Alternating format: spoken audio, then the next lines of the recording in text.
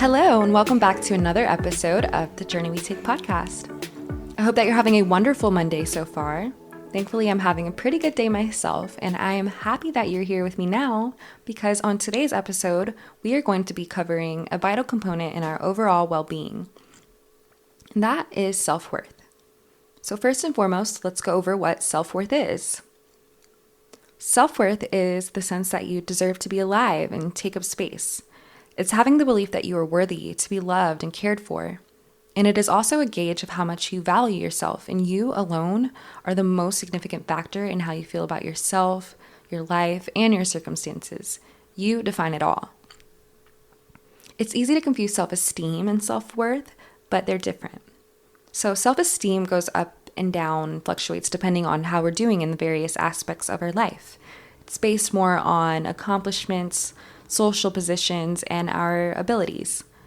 We can always raise our self-esteem by improving our skills and performance, but in contrast, self-worth is simply about believing and trusting in your intrinsic value, knowing you are enough no matter what. But how do we build self-worth? Well, it starts by shedding the belief that you aren't good enough, or any of the misconceptions that you or anyone that you know has to be perfect. It's not about perfection. This life is not about perfection. That's unattainable. So don't let your shortcomings determine your identity. We all have to recognize that our flaws are not congruent with our worthiness, that our awkward quirks and imperfections are far from meaning a lack of value. It's true that many of us grapple with feelings of unworthiness due to past mistakes and the weight of self-blame. I know I've been there myself.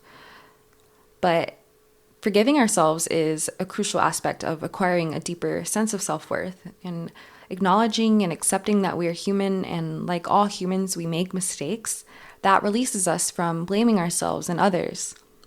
It allows us to move forward with grace and creates space for developing a more genuine view of ourselves.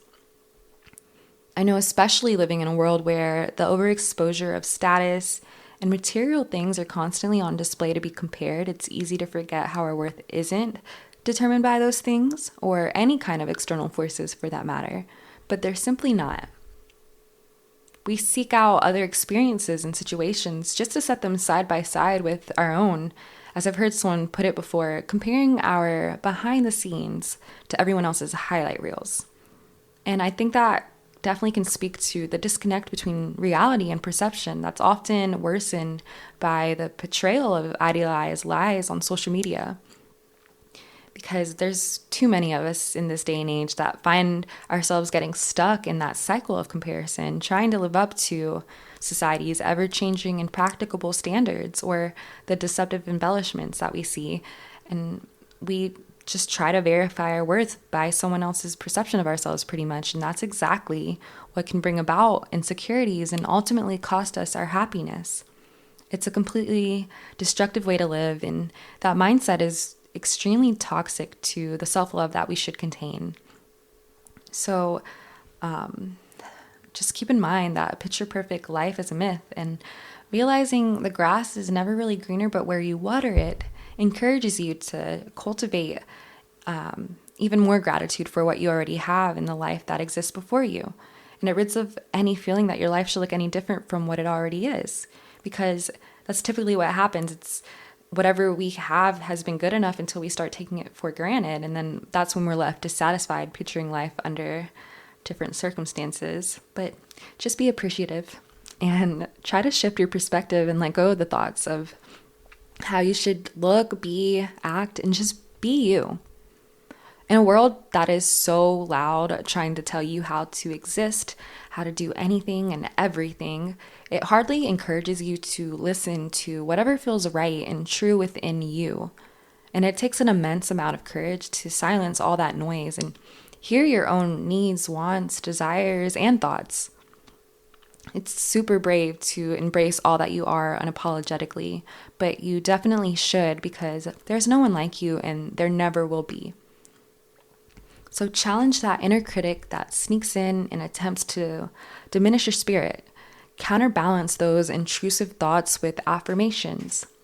That's what I like to do. If I have a negative thought, I try to flush it out with a positive one and affirm myself in that way, because our brains know us best. They know our insecurities and the things that make us tick. And these complex minds of ours love to amplify that destructive voice in our head sometimes. But try and let those thoughts pass, because they don't define us. And by simply bringing awareness of that, it can help from you spiraling out of control and into a darker headspace. Keep in mind instead that your presence is uniquely beautiful, and being fully accepting of who you are is what empowers you to define your worth on your own terms. You're worthy because you say you're worthy. And that liberation that transpires when you aren't seeking external validation or trying to prove you're deserving is what allows you to depend solely on yourself to know of your precious worth. And you definitely become better equipped at navigating life and its challenges with confidence and resilience, because you are no longer letting anyone or anything dictate how you view yourself. Remember, self-worth is at the foundation of self-acceptance and self-love. So it is essential to put into practice ways that encourage a healthy and loving relationship with yourself. I mean, we often focus on every other relationship in our life, so why not the one with ourselves? We have to, especially in times of difficulty and emotional distress, be there for ourselves also, because during those times, it's all too common to engage in harsh criticism, self-criticism, and that can only compound our suffering and make us feel even more down and depressed. We have to show ourselves mercy and just know that we are all just learning here. And what we truly need during those moments is a gentle presence of self-compassion, and to nurture our own emotional well-being and strengthen that resilience in the face of life's adversity. Don't abandon yourself. Because also too, when our self-worth is low, we often experience a sense of isolation and loneliness, and we tend to withdraw from our relationships and start to believe that something is actually wrong with us. And that again can only intensify our feelings of unworthiness. So it's super important to recognize that our challenges and struggles are an inherent part of our experience as humans in this world, and that definitely does not diminish our worth. We are never alone in our pain and difficulties. And so by reaching out and connecting with people who are supportive and understanding, we can find solace in the reminder that we're not alone and we're not defined by those challenges. So be sure that the company you keep and the people that you surround yourself with are people who lift you up. And if they're not, you may want to reevaluate your relationship. Not everyone deserves your presence. And if someone is a soul sucker, what I like to call them, draining your energy, remove them from your life, because the people that you allow access to you and the environments that you linger in indefinitely determine the way that you experience life. And those connections that we form with empathetic individuals is what actually helps us rekindle our sense of humanity and self-worth. So try to find those kind of people and stay close to them. Establishing internal validation is ultimately a journey toward greater self-empowerment, self-love, and an unshakable belief in your worthiness.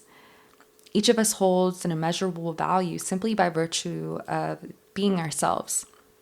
Your existence is priceless. Believe it, feel it, and it will change your life for the better. I will end today's episode with a poem that I wrote during a time when I felt like I was robbing myself and dishonoring my value by remaining a place that didn't recognize it. This poem is called The Cost. How much will it cost to find my worth? Because I keep paying the price, and the debt keeps growing like nothing will suffice. I've spent too much time compromised, and I owe no one but myself the change to see all I have to offer amounts to much more than just anyone can afford. Thank you so much for joining me today, and most importantly, for being you. If you can take anything from this episode, please let it at least be the reassurance of how worthy you are to exist and be here.